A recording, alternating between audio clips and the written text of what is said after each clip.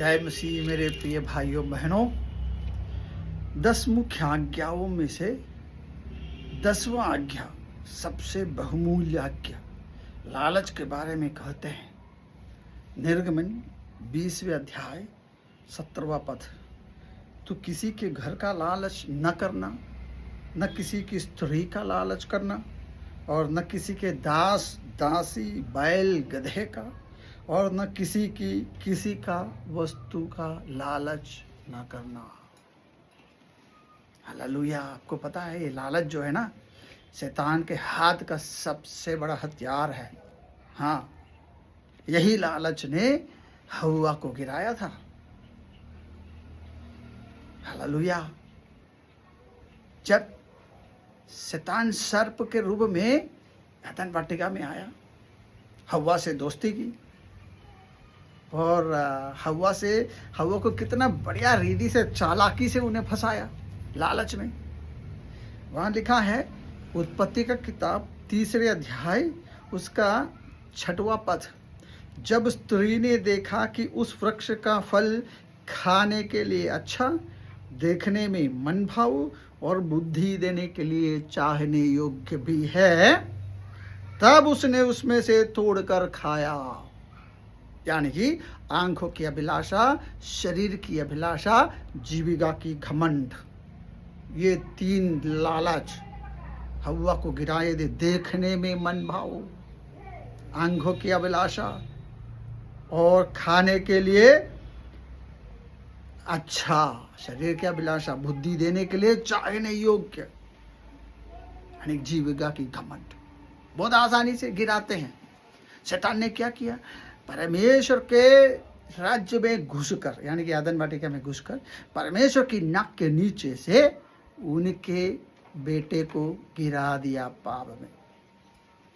परमेश्वर आदम और हव्वा के साथ रोज शाम को मिलते थे, संगति होते थे, रोज वहां घुसे थे शैतान, और परमेश्वर की नाक के नीचे से आदम और हव्वा से पाप कराकर प्रलोभन में डालकर लालच के द्वारा उन्हें गिराया। तो हमें कितनी आसानी से गिरा सकता है लालच के द्वारा। हाले वो बहुत धीरे धीरे फंसाता है। आपको पता है, एक भावना में एक कहानी बताते हैं। जब हव्वा के पास सर्प आए होंगे ना, तो सर्प इस तरह बोले होंगे शायद कि हव्वा देखो वो फल कितने अच्छे हैं। तो हव्वा ने बोला नहीं नहीं, वो हमको खाने के लिए मना है। इस एदन वाटिका के सारे फल खा सकता है, लेकिन इस वृक्ष का फल नहीं खा सकते हैं, भले बुरे का ज्ञान का वृक्ष।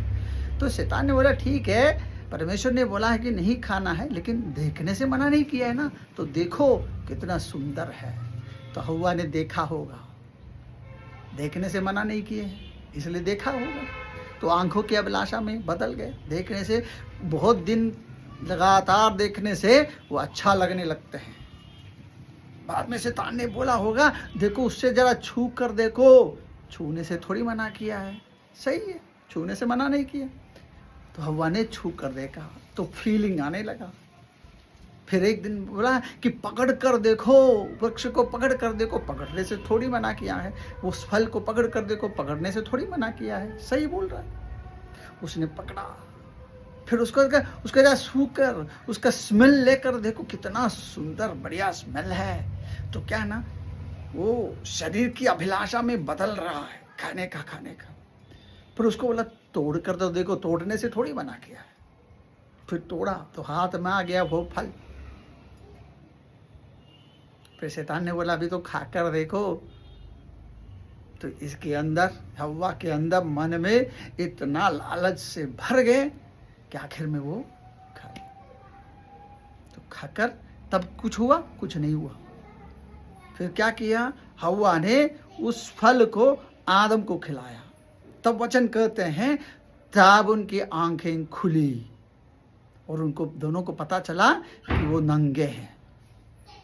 और जब पता चला कि नंगे हैं तो अंजीर के पत्ते तोड़कर लंगोट बना लिए। हालेलुया। तो शैतान क्या करते हैं ना, पहले फैमिली को तोड़ते हैं। शैतान को अच्छा नहीं लगता है फैमिली, तो फैमिली को वो तोड़ते हैं। इधर भी यही हुआ था। जब आदम अकेले था ना, तो शैतान ने उसको प्रलोभन में नहीं डाले थे। जब हव्वा आ गया तब।